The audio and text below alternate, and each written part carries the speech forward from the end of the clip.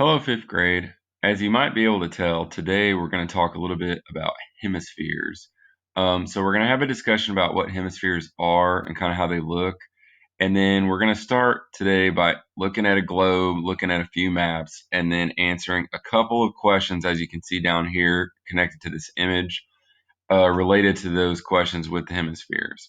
So to start, I'm just going to show you all this real quick. Um, a hemisphere is considered any half of the Earth. So if you notice here, oddly enough, we don't have two hemispheres. We actually have four because you have the entire globe split into halves between the north and the south.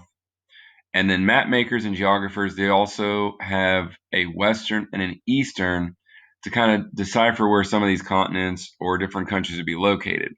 So if you notice, these two things would kind of overlap. You would see them together kind of in the map we're going to look at next. So again, even though we're saying that there's only half of the Earth, and technically there's four halves, which mathematically doesn't make sense, you have to think of it like almost cutting a basketball in half from top to bottom, or cutting it in half from left to right. And that means that continents can actually be in multiple. So if you notice, you have places like South America that are a little bit in the north, mostly in the south. And then when you go to the east and west, you can see South America is all in the west. So many of these continents can be in several of the hemispheres at once. Okay, so that's what we're going to look at today. So if we jump back over here, these are the 5 questions we're going to answer for today. Now we'll come back to that. You all will be able to work on that here in a second. But right now I want to show you this map because it's similar to one that we've seen before in class. I just used it briefly the other day. But I added a few things here. First of all, the equator and the prime meridian are black. So they're going across the middle and they're going across the top to the bottom middle.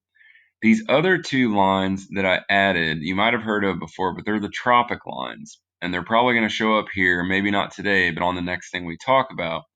And the tropic lines are actually lines that are also used to kind of identify where places are. What they really show you is kind of the tilt of the Earth. So if we'd be looking at a globe right now, the Earth actually tilts on its axis, and the Arctic Circle and Antarctic Circle and these tropic lines are just other points in order to kind of keep direction or keep track of where continents or countries are. Okay, so the tropic lines again are just kind of like another equator, where people can kind of identify where they're at. So basically, for our purposes, if we go back to our questions here, here's what we're going to look at. Okay, if you notice, it's all about continents and hemispheres. So what you want to do with this information is, if you want to write these 5 questions down on filler paper in order to answer them, you can do that. If you want to just type your answers into a Google Doc and share it with me, you can do that. Or if you're at home and you have your printer, you can physically go up here when you view it and print out this piece of paper. Okay. But for right now, I'm just going to walk you all through this. I'm not going to answer them for you. I'm just going to kind of help you understand what they mean by it. So if we look at this map, again, this black line, the equator, is separating the top half, the northern hemisphere, and the bottom half, the southern hemisphere.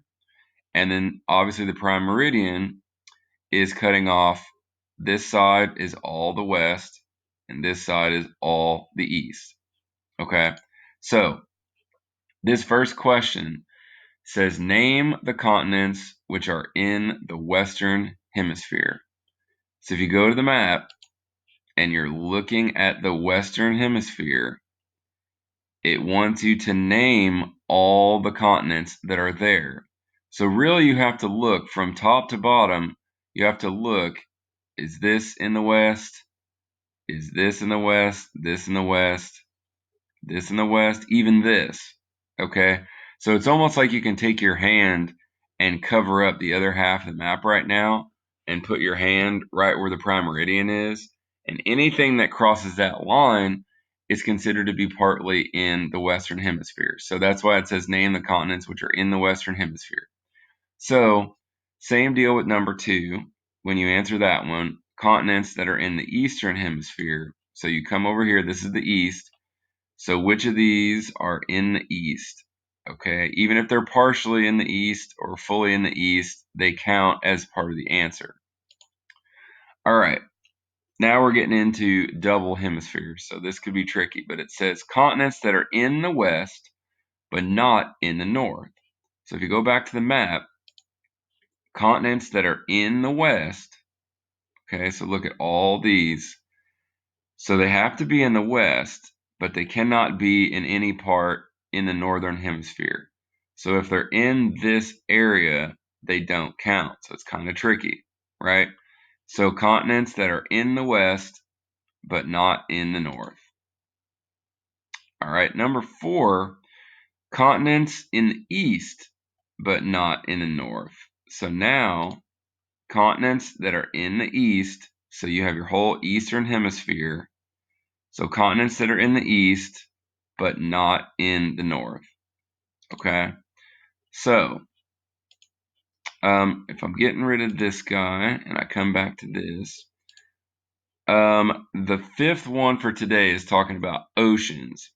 So it says oceans that are not in the southern hemisphere.